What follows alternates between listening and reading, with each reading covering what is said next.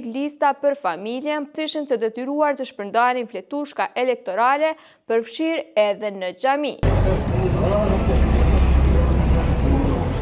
Nuk është paguar për punën e kryer, ai ka theksuar se janë ekspozuar vazhdimisht ndaj rrezikut për grabitje. Presioni për të mos refuzuar asnjë porosi dhe ndryshkime për çdo vonesë apo refuzim kishte shkaktuar tek ai një gjendje të rëndë emocionale. Ku gjetën 43 paketa me proteina me peshë totale rreth 210 kg dhe vlerë tregu afërsisht 18.000 euro. Produktet dyshohet se ishin të kontrabanduara përmes rrugëve ilegale nga Maqedonia e Veriut në Kosovë. Një rrëfim të rëndetës vjen nga brenda një kompanie private për shpërndarje postare në Kosovë. Një ish punonjës i kësaj kompanie, identifikuar me inicialet EPK, ka dorëzuar një kallëzim penal në prokurori, duke pretenduar se është larguar padrejtisht nga vendi i punës, nuk është paguar për punën e kryer dhe që është detyruar të marrë pjesë në aktivitete politike gjatë orarit të punës. Një nga akuzat më të rënda që ngre EPK është presioni ushtruar mbi të dhe kolegët për të marrë pjesë në fushatën elektorale të subjektit politik Lista për Familjen, parti në cilën kandidante për deputet edhe Eman Rahmani, që është familjari i Albion Rahmanit, pronarit të kësaj kompanie.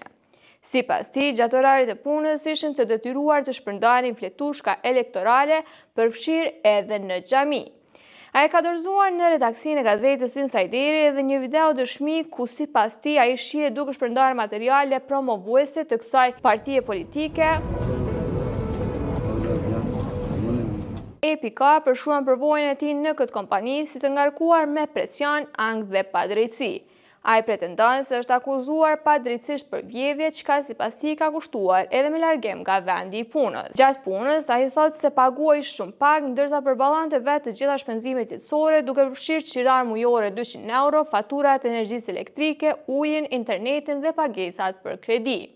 Një tjetër detaj shqetësues ishte mbajtja sesive të mëdha të parave cash në vetur. Ai ka theksuar se janë ekspozuar vazhdimisht ndaj rrezikut për grabitje. Nëse një porosi nuk dorëzohej brenda afateve që ai quante të vendosura në mënyrë arbitrare, penalizohej financiarisht ose humbiste porosi të tjera.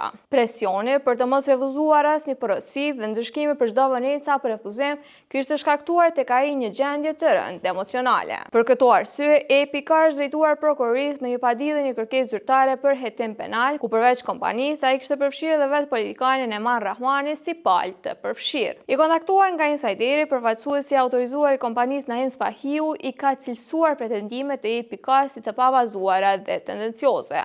Ai ka theksuar se kjo kompani operon në përputhje të plotë me ligjin dhe që ka kaluar inspektimet e inspektoriatit të punës. Po ashtu, Spahiu ka mohuar çdo përfshirje të Eman Rahmanit në menaxhimin ose pronësinë e kompanisë, duke thënë se ai nuk ka asnjë funksion zyrtar apo aksion në këtë kompani.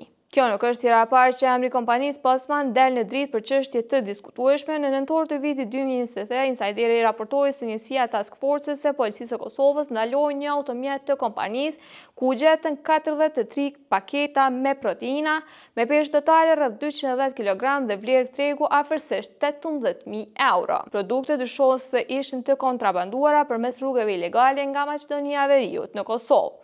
Ndërkaq, në lidhje me rastin, policia njoftoi se gjatë kontrollit, drejtuesi i automjetit mashkull kosovar me inicialet 3.T nuk kishte asnjë dokument me prijardhjen e mallrave